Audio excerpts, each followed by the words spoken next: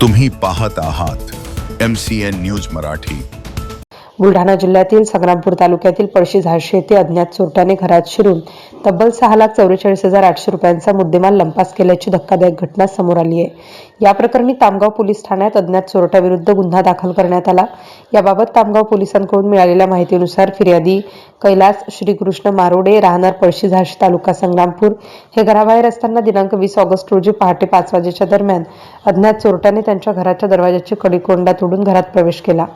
घरातील 2 लोखंडी अलमारीचे लॉकर फोडून चोरट्याने 191 ग्रॅम वजनाचे सोन्याचे दागिने अंदाजे 5,34,800 रुपये किमतीचे तसेच 250 ग्रॅम वजनाचे चांदीचे दागिने किंमत 10,000 रुपये आणि 1 लाख रुपये रोख रक्कम असा एकूण 6,44,800 रुपयांचा मुद्देमाल लंपास केला आहे।